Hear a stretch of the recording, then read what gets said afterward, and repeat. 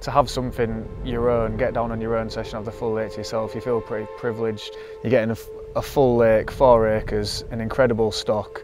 You can do what you want to yourself is something pretty special. Definitely a car. We got one! Yay! It's literally got something for everyone. It's got big, deep open bowl, it's got bars, it's got weed to the surface in the summer, reed lines, snags, all sorts. It's literally an angler's paradise, if that's what I want to call it. And they're piling the weight on now. But yeah, so I keep coming back.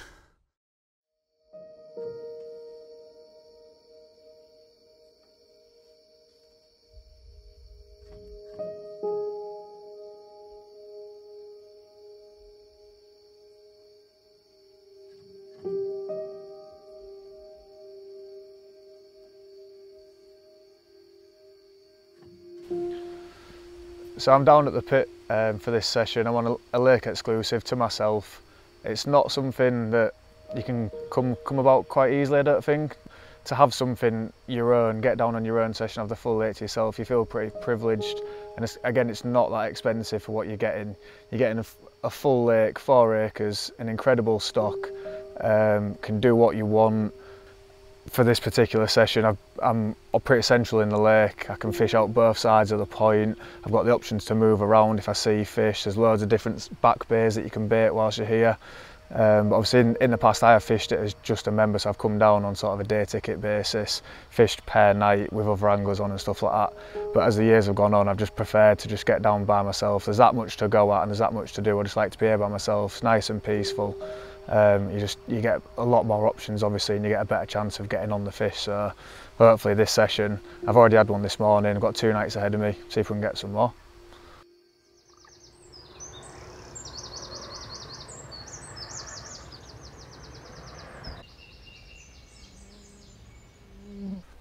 So this morning I had a bite. I'd just moved one of my rods to a spot where I'd seen fish patrolling along the edge of the weed bed. Rod was only in maybe 10 minutes and it bust off, and it was a fish that I actually wanted. So my mate had it last year, I think. Really nice fish, floppy tail, big shoulders, a bit of character and stuff like that. It was stocked around 10 pounds, so it's more than doubled in weight. And off a new spot as well that I've not actually fished before, so hopefully we can get something going and get a couple more. So here we go, off the mark for this trip. One that I really wanted as well. My mate had this a while back, I saw pictures of it. Beautiful fish, got some character, massive shoulders, floppy tail, just as nice on this side as well. Mixed in with all the old originals that was already here. James has handpicked quite a lot of these and they're piling the weight on now.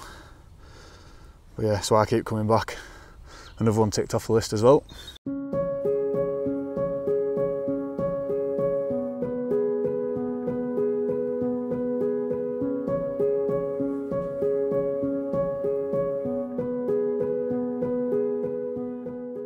So I've kind of stuck to the same approach whilst fishing it throughout since I've started, to be honest. I fish most places the same and this one wasn't any different. I turned up with no idea in my head of how I was going to fish it. I didn't know anything about the lake, so I just came with my usual approach. Light spreader boilie, 12mm pop-ups over the top, just nicking bites here and there. Then over the years, James the lake owner feeds the lake himself with his own pellet and stuff, so I've been buying the lake's own bait because I know that they get fed on it and I know they fish really well on it as well. The fish do respond to it quickly. So every single session I'll get a bucket of bait off James that he provides, and I'll just keep adding that up, topping the spots. I kind of fish for a bite at a time. Obviously when you're on a lake exclusive, you have the option to either fill it in and wait, or bait different areas of the lake and kind of stalk them out and move about and stuff. So over the years I've kind of stuck to the same thing because it's done me bites. I've caught pretty much every single session I've been on. I think I've only maybe had one blank in 4 years, which I'm fortunate in that respect, I guess. So I've not really changed that much, but yeah, 12mm pop-ups, lake bait, nice little spreader boilie, will do your bites.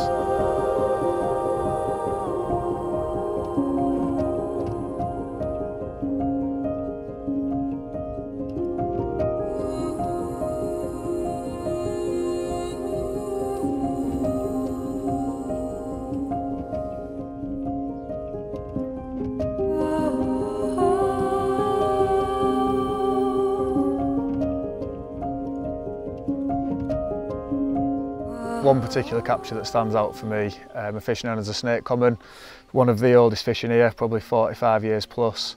I'd say it's arguably the most sought after fish, maybe that and yellow belly. By its name, snake common, it's probably about 4 foot long.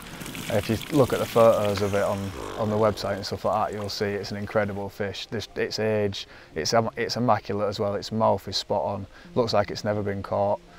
So yeah, I'm happy with that one. That's probably my most memorable capture, purely because it's an area of the lake that had just been dug. It was quite a new sort of bay that had been dug at the back, and obviously the naturals that had been turned up from the lake getting dug up, the fish was in there straight away, and I'd noticed maybe a group of 7 or 8 fish going in and out of that all day, so I found a little spot on the entrance of it, lowered my rig on it. You can wade out to the spot, get a real nice hard drop and stuff in between the patches of weed, so I just lowered my rig in this little patch of weed, in the hole in the weed, sorry, and within 2 hours I think it went off. I'd been after that fish for 2 or 3 years as well, so happy to take that one off. I know Adam Penning has just caught it as well on his session that he's just done a few weeks back. So the stock of the pit itself is about 100 fish in here, maybe 35 originals that are all 40 to 45-year-old fish. There are some special fish as well. Like for instance, the biggest one I'd say is the A-team is yellow belly. That's the one everyone wants to catch. That's the one I still want to catch myself, to be honest. But there is plenty of others to go at. Obviously, James handpicks all the stockies that go in here, so they are special fish as well, and they're piling the weight on. Over the years, as I said, my first fish from here was the perfect common, of a 30 pound, got me addicted to the place. From then on, I just wanted to get more and more out of it. I've ticked a few off the list. I've had the big plated linear, I've had one that's not named, another sort of half linear original. I've had the snake common on my last session, along with a couple of other stockies to mid-20s. I've had one of the ghosties as well, that's an original. I would like the other one, which is bigger, so hopefully we'll get that this session. But there's absolutely loads to go at. The stock is insane, honestly. Like, until you actually fish the place and see it, if you jump on the website or on Facebook and look at the pictures of the fish, you'll fall in love with the place like I did. So hopefully, fingers crossed for yellow belly or one of the other originals this session, but we can only try.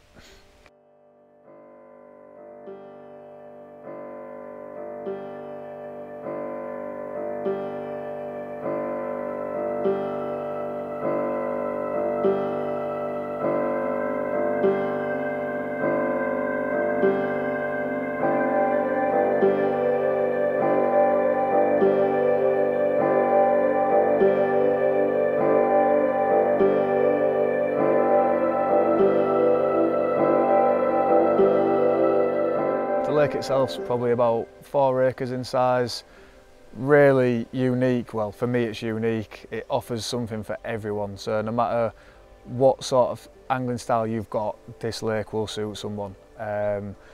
You've got a big open bay in the centre of the lake that's deep. You've got maybe 20-22 foot. You've got a big bar that runs down the middle, weed to the surface, and you've got these big reed beds coming out of the centre of the lake. You've got back bays that James has dug recently, so the old stock pond that got dug in, he's dug a new bit at the back as well. It's just a real mature lake. It was been around probably since the 1800s. Plenty of anglers have fished it that are well-known anglers, Rod Hutchinson, I know Simon Crow's been on it, Greg Ellis, stuff like that. I know the Nash boys have been down. It is a lake a lot of people want to fish, and I know there is a waiting list on the membership, so you need to get your name down quick because it's only going to get better. The fish are getting bigger. It's done 330s this week prior to me arriving. There's just something about it. It's just natural. It's just, in a single word to describe it, it's carpy. I don't like using the word, but it's carpy. Like, it's got snags, it's got bays, it's got overgrown, it's got weed beds, everything. So for me, it offers something for everyone. Whether you're an expert, whether you're a novice, you can get on fish and you will catch fish if you're presented right. And that's why I just love getting down to the place. It's nice and quiet, it's secluded, especially if you get a lake exclusive. You can spread out. It's just, as I said previously, it's probably one of my favourite places to fish in the UK. So it says a lot about the place, and James runs it excellently. So you can't really grumble when you come down here, I'm not going to lie. So if you're on a lake exclusive, you are allowed to use bait boats. If you're just a member, bait boats are banned. So that is another added bonus of paying that little bit extra for a lake exclusive. And it obviously helps your catch rates. I'm not going to lie, I use one in all my angling because it gets you quicker bites, you're more discreet. Unfortunately, mine did break prior to this session, so I have borrowed one for this session. I borrowed my mate's RT4, and luckily it's done me a bite this morning. You can just get your rods out quicker, and it's just easier in my personal experience. I know people slate them, but I'm all for them.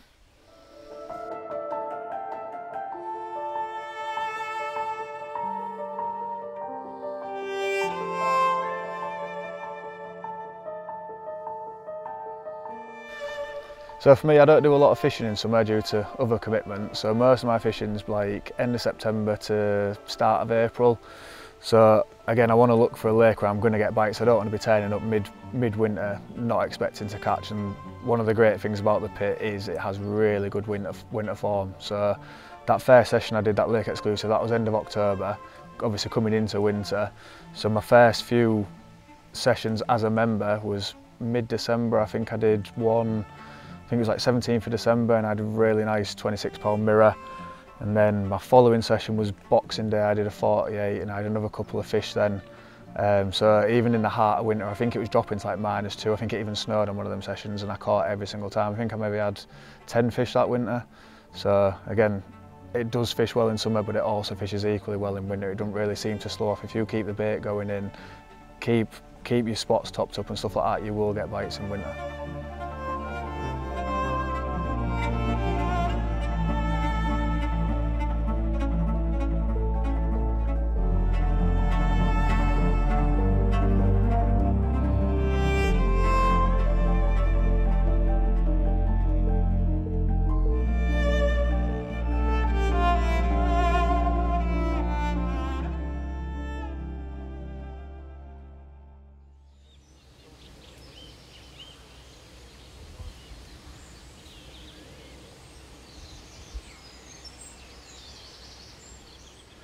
I had that second fish this morning, that lovely common, real nice, deep-bodied, big shoulders, chestnut colour. And again, it was a new fish for me. It's not one I've had before, so I was happy with that. We've had a change in weather this morning. It was quite hot yesterday and most of the fish was just sunning themselves in the weed, weren't really interested. But yeah, the temperature dropped last night, clouds have rolled in, it's gone overcast, and my spot down to my right in about 10 foot of water along the no fishing bank where the snag is, that rattled off this morning. So yeah, just my usual tactic, 12mm pop up over the top of a bit of boilie, some lake pellet, and yeah, 22-14. It was slightly different area of the lake to my last fish that I had. So yesterday, obviously the sun was up, all the fish was in the weed, and I had most of my rods dotted around that. But as the temperatures dropped last night, I think the fish just moved out. We've got overcast conditions today, bit of rain forecast, temperatures have dropped. So I've moved my rods sort of into a bit of deeper water along the no fishing bank. So that has paid off. And I've had a second bite after that as well, which unfortunately I lost due to a hook pull. All I'm doing, I'm fishing simple multi-rigs, nice and short, keeping the pop-up as low as I can to the bottom of the lake bed. So I tie them really short on the actual multi-bit, so my pop-up's probably sat less than an inch off the deck.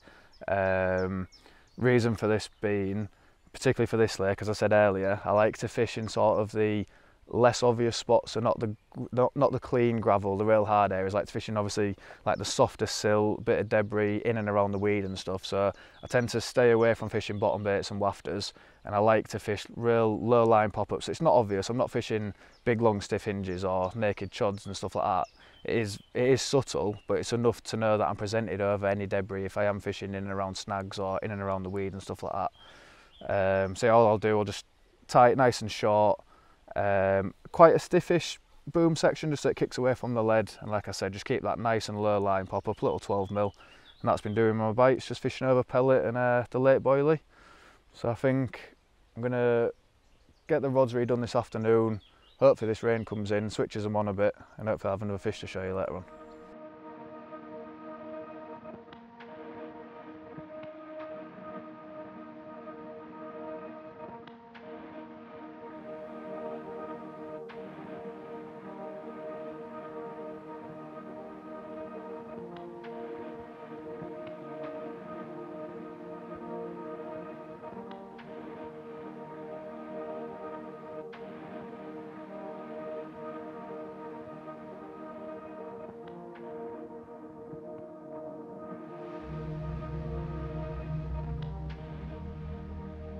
So since we last spoke, I had a really lovely ghostie.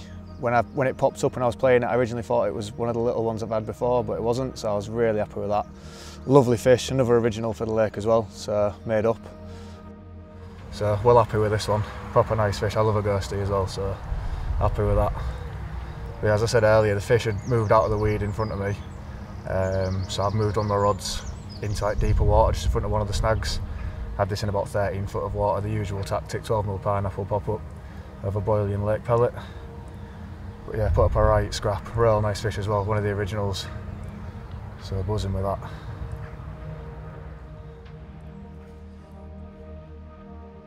And then, as predicted, yesterday afternoon, the temperature dropped, the rain came in, went real overcast, and obviously with that, I think a little bit of a feeding spell, and I managed 2 fish this morning as the fish had switched on. Completely moved from that weed where they'd started at the original start of the session.